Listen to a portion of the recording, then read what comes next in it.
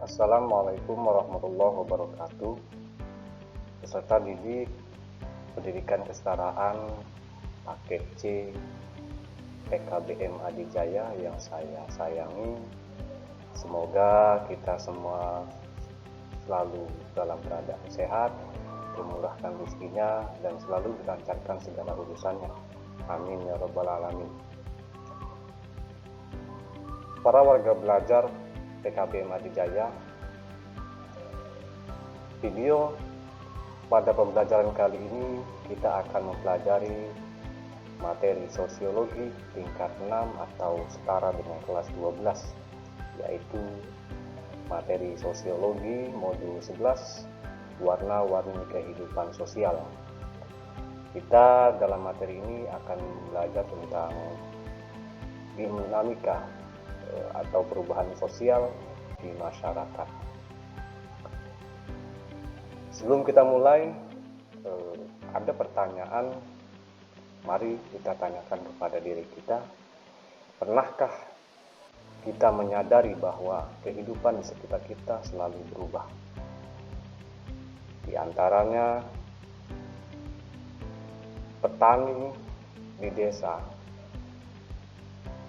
yang tadinya bertani secara tradisional, bertani secara manual, hingga menggunakan teknologi modern seperti menggunakan traktor dan lain sebagainya.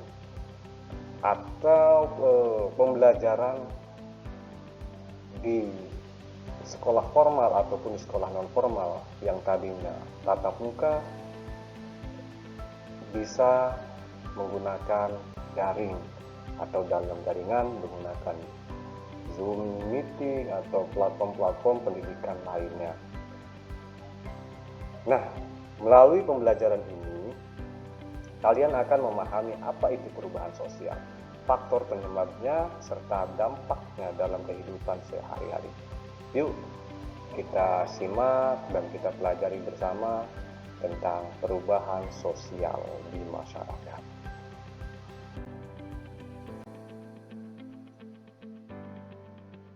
Baik,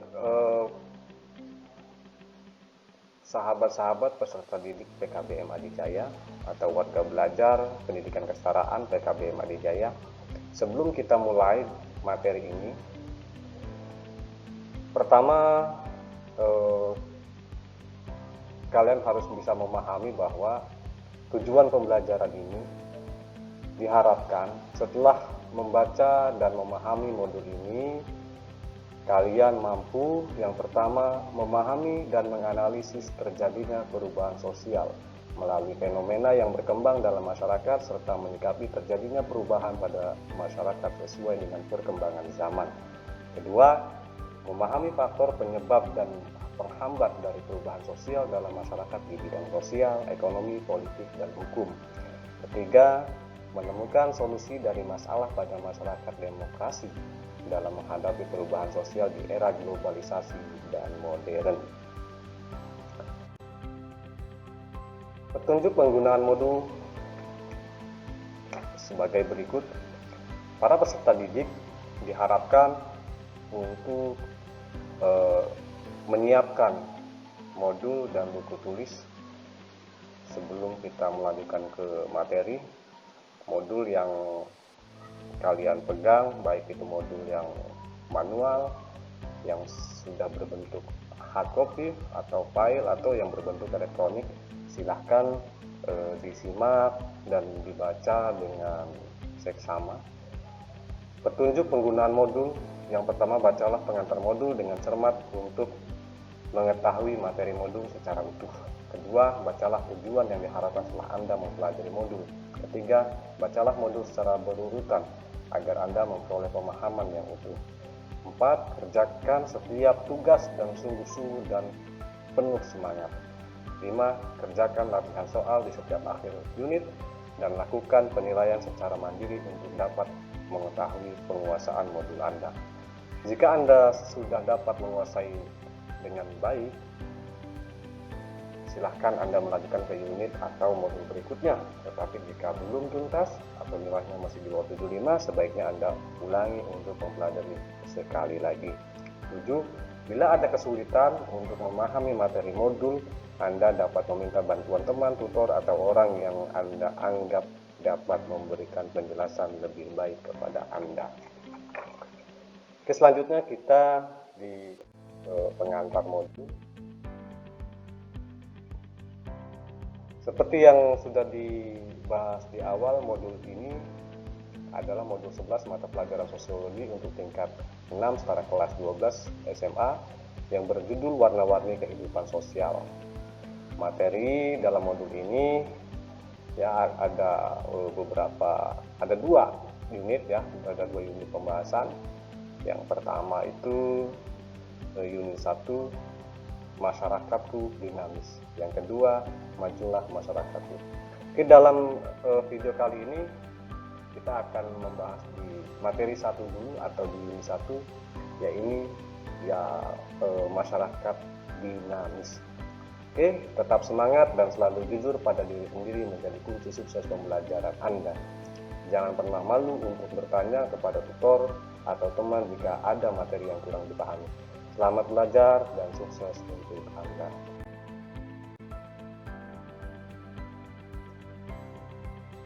Baik para warga belajar PKB Madijaya, kita beranjak di materi unit 1, yaitu masyarakatku dinamis. Masyarakat itu apa sih? Yang kita ketahui, yang kita pahami, masyarakat itu adalah sekelompok orang, sekumpulan orang di sebuah tempat, dari individu berindividu menjadi satu, itulah masyarakat ya. Pengertian masyarakat adalah suatu kelompok manusia yang hidup secara bersama-sama di suatu wilayah dan membentuk sebuah sistem di mana interaksi yang terjadi di dalamnya adalah antara individu-individu yang ada di kelompok tersebut. Suatu masyarakat terbentuk karena setiap manusia menggunakan perasaan, pikiran, dan hasratnya untuk bereaksi terhadap lingkungannya. Hal tersebut menunjukkan bahwa manusia adalah makhluk sosial yang secara kodrat saling membutuhkan satu sama lainnya. Interaksi ini dalam masyarakat menurut Jono Sukanto adalah tidak akan mungkin terjadi apabila tidak memenuhi 2 syarat, yaitu interaksi sosial dan komunikasi. Jadi masyarakat itu adalah kelompok individu dari individu satu dan individu yang lain bersama-sama di dalam suatu wilayah yang menimbulkan komunikasi dan interaksi antara individu dengan individu yang lain. Itulah masyarakat. Perlu disadari bahwa kita selaku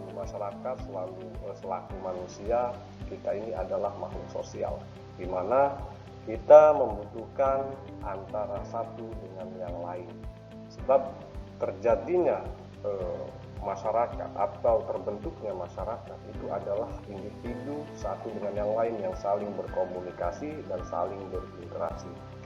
Jika tidak saling berinteraksi dan komunikasi, maka tidak terjadi atau tidak terbentuklah masyarakat itu.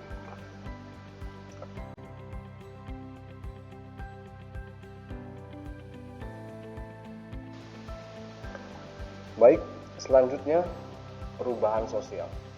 Masyarakat itu sifatnya dinamis, ya, selalu berubah-ubah dari masa ke masa, dari zaman ke zaman. Masyarakat itu mesti ada perubahan, baik itu perubahan secara sadar atau yang tidak sadari, atau perubahan yang tidak kita sadari. Nah, perubahan sosial itu apa sih? Perubahan sosial adalah perubahan yang terjadi dalam kehidupan masyarakat, baik dalam nilai, norma, maupun pola perilaku. Perubahan ini terjadi secara terus-menerus karena manusia selalu berkembang dan memiliki kebutuhan yang semakin beragam. Oleh karena itu, tidak ada masyarakat yang benar-benar tetap. Semua pasti mengalami perubahan. Jadi masyarakat itu akan selalu ada perubahan. Sifatnya dinamis, selalu berubah sesuai dengan zamannya. Contoh, perubahan sosial dapat kita lihat dalam kehidupan sehari-hari. Misalnya, dahulu masyarakat bertani menggunakan alat tradisional, menggunakan cangkul, menggunakan hewan peliharaan seperti kerbau, sapi untuk menggarap sawah. Sekarang sudah menggunakan mesin modern seperti traktor atau yang lainnya. Dalam komunikasi pun sudah berbeda. Dahulu ketika kita ingin memberikan kabar kepada saudara kita, kepada kerabat kita yang jauh, kita menggunakan surat. Sekarang sudah menggunakan media digital seperti WhatsApp, email, dan lain sebagainya. Inilah perubahan sosial secara teknologi. Kita sudah mulai dipermudah oleh perkembangan zaman. Ya, bahkan dalam pendidikan juga mengalami perubahan. Perubahan yang tadinya belajar tatap muka di sekolah, nah sekarang sudah mulai ada perubahan bisa pembelajaran daring. Nah, dampak ini terjadi ketika di masa COVID-19 di mana siswa diharuskan belajar di rumah. Nah, perkembangan ini menimbulkan perubahan. Yang tadinya belajar hanya tatap muka, sekarang bisa lebih fleksibel, yaitu bisa belajar dari rumah, bisa belajar secara daring sesuai dengan kondisi masing-masing siswa.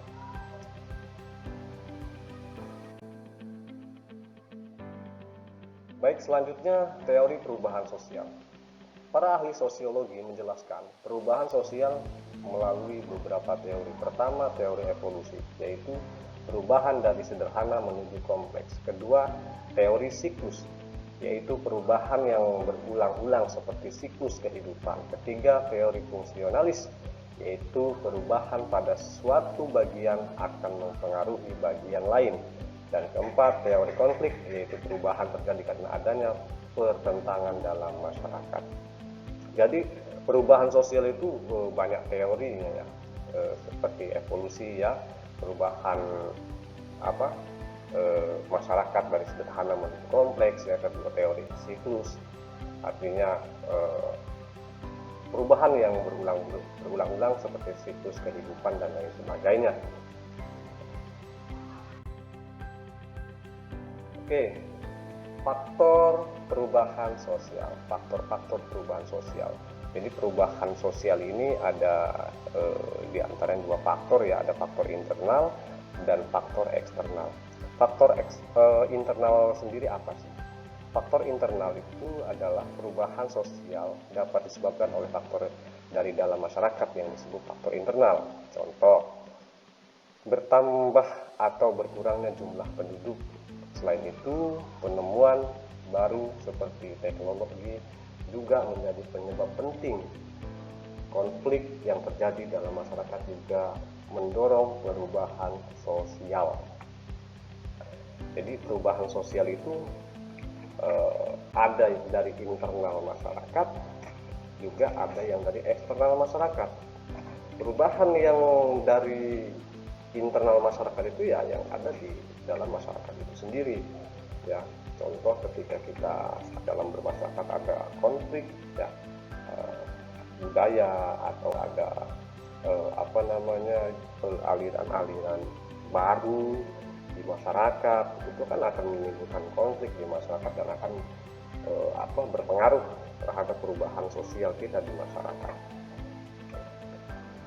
Yang selanjutnya yaitu faktor eksternal. Selain faktor internal, terdapat juga faktor eksternal, yaitu faktor dari luar masyarakat. Misalnya, pengaruh budaya dari negeri lain melalui globalisasi. Selain itu, perubahan lingkungan seperti bencana alam juga dapat mempengaruhi kehidupan masyarakat. Faktor-faktor ini mempercepat terjadinya perubahan sosial. Jadi, perubahan sosial itu bisa terjadi juga dari eksternal masyarakat. Contoh, ketika ada perubahan budaya dari luar negeri atau budaya dari luar yang mempengaruhi di masyarakat kita itu akan berpengaruh di perubahan sosial kita, ya, perubahan budaya, kebiasaan dan lain sebagainya.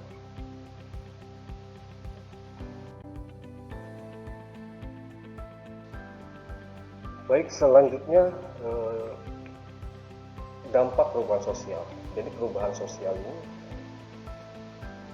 bisa menimbulkan dampak-dampak, ya, dampak positif ataupun dampak negatif. Oke, dampak positif dari perubahan sosial itu sendiri. Perubahan sosial memiliki dampak positif bagi kehidupan manusia, diantaranya adalah mempermudah pekerjaan, meningkatkan kesejahteraan, dan mendorong kemajuan teknologi. Dengan adanya perubahan, kehidupan manusia menjadi lebih praktis dan efisien. Nah, ini dampak positifnya, ya. Contoh untuk dampak positif perubahan sosial itu yang pertama, terciptanya pola pikir yang semakin terbuka. Terciptanya pola pikir yang semakin terbuka akan membawa hal yang positif karena hal tersebut akan menghasilkan sudut pandang yang luas bagi masyarakat dalam menghadapi sebuah masalah. Yang kedua, meningkatnya taraf pendidikan.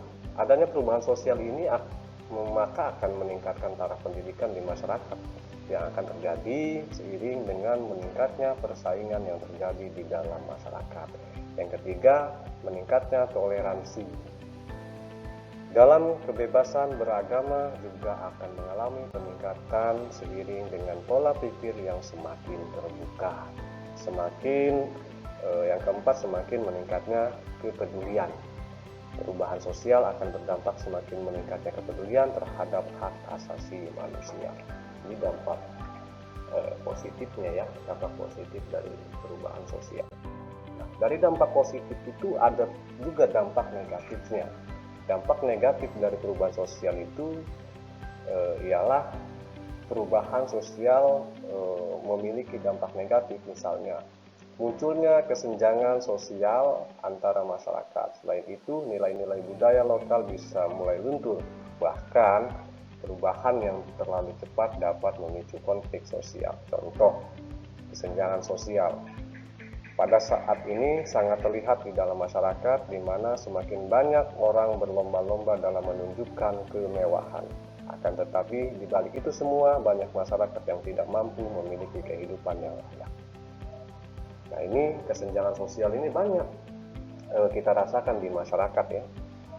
Artinya kesenjangan di masyarakat antara si kaya dan si miskin, ya kan, dan lain sebagainya lah, banyak contoh untuk hal negatif dari kesenjangan sosial. Yang kedua, hilangnya identitas bangsa.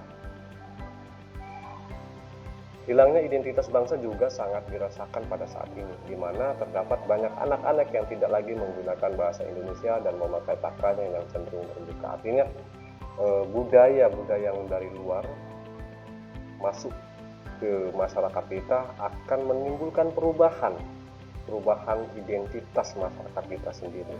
Yang mana tadinya budaya kita budaya yang santun, budaya yang sopan, budaya yang rapi, ketika masuk budaya yang dari luar, ya terjadi masyarakat yang bebas berpakaian, bebas berbicara yang tidak sesuai dengan tradisi kita.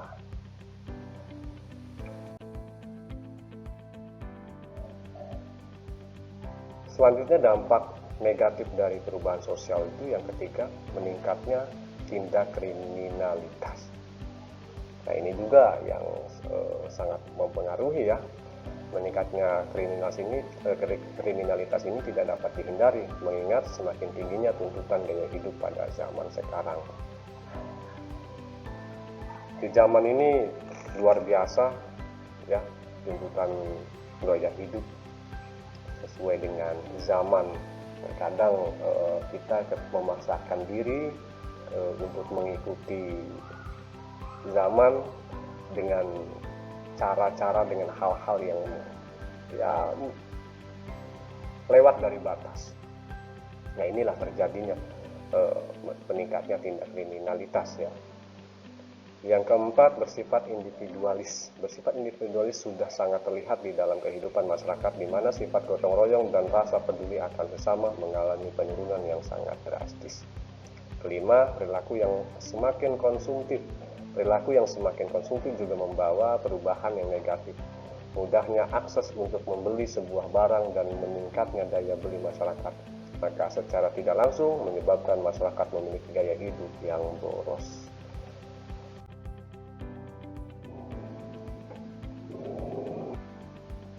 Bentuk-bentuk perubahan sosial. Perubahan sosial yang terjadi di dalam masyarakat memiliki berbagai macam bentuk apabila dilihat dari bentuknya. Perubahan sosial terdiri dari 4 macam. Ya, ada 4 macam bentuk-bentuk perubahan sosial itu ya. Dilihat dari bentuk-bentuknya itu. Pertama dari proses, terus dari penyebabnya, dilihat dari pengaruhnya, dan dilihat berdasarkan hasilnya. Nah, yang pertama berdasarkan proses. Bentuk-bentuk perubahan sosial yang pertama berdasarkan proses.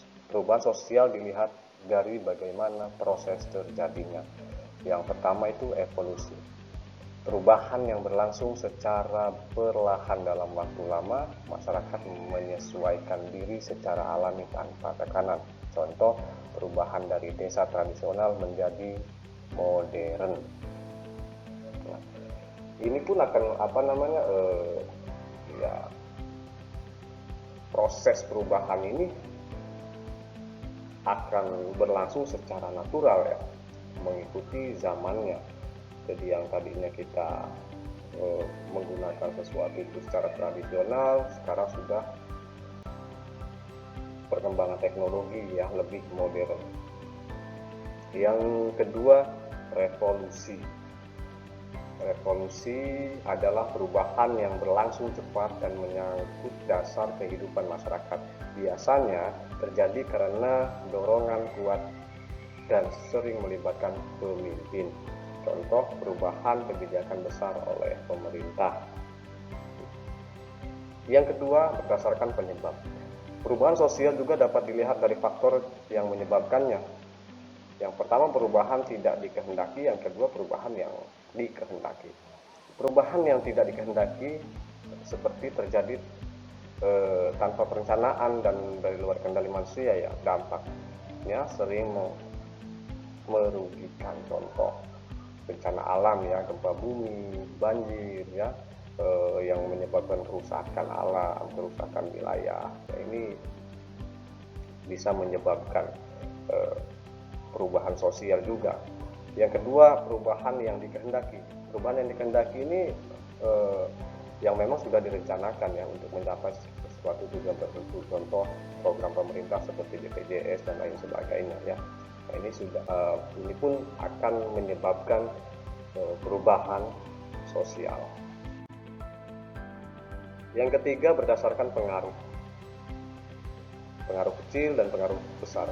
Pengaruh kecil itu hanya berdampak ringan dan tidak mengubah struktur sosial. Contoh, perubahan gaya rumah. Bentuk-bentuk rumah tradisional sekarang sudah menjadi rumah-rumah modern ya kan, kompleks, ada perumahan dan sebagainya. Pengaruh besar dapat mengubah sistem sosial, aturan, dan kehidupan masyarakat secara luas. Contoh, pergantian pemimpin negara. Yang keempat, berdasarkan hasil. Perubahan sosial juga menghasilkan dampak tertentu. Progres, kemajuan, membawa manfaat dan memudahkan kehidupan. Contoh, perkembangan teknologi. Untuk perkembangan teknologi ini kita tidak bisa menghindari dari dampak perkembangan teknologi. Bahkan ya kita lebih cenderung untuk bisa mengikuti sesuai perkembangan ya. Kalau misalkan tidak mengikuti ya maka kita akan tertinggal jauh. Karena memang perkembangan teknologi ini sangat luar biasa ya. Sangat luar biasa. Yang tadinya kita sering berkumpul ya kan, bercerita antara satu dengan yang lain, sekarang kita mengabarkan kawan dan lain sebagainya itu atau keluarga, kita bisa hanya sekedar menggunakan handphone ya kan, atau media-media yang lain ya, atau bisa mudah WhatsApp dan lain sebagainya.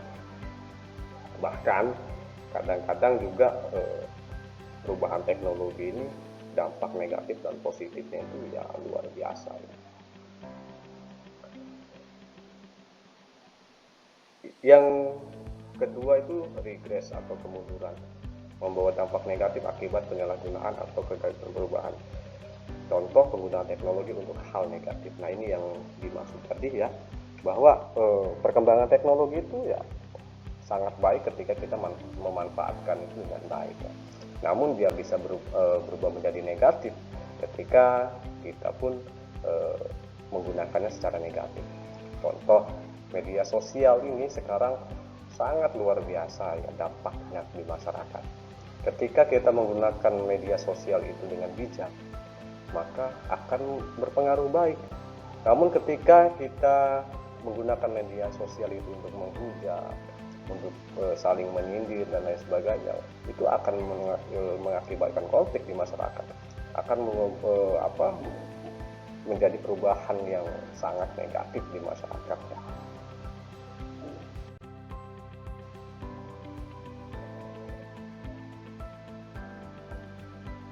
Baik para peserta didik pendidikan kesetaraan PKBM Adijaya yang sangat saya sayangi, dari pembahasan di atas ya yang sudah disampaikan, bahwa perubahan sosial di masyarakat ini disadari ataupun tidak selalu terjadi perubahan. Bahkan ada perubahan yang bersifatnya negatif dan bersifat positif.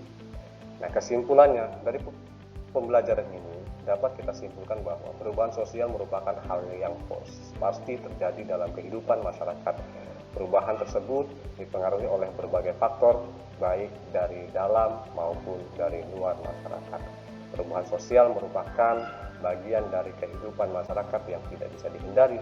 Perubahan tersebut dapat terjadi secara lambat atau cepat, direncanakan atau tidak, berdampak kecil atau besar, serta menghasilkan kemajuan atau kemunduran. Oleh karena itu, kita harus mampu menyikapi perubahan dengan bijak agar memberikan manfaat bagi kehidupan kita. Demikian materi pada video pembelajaran kali ini.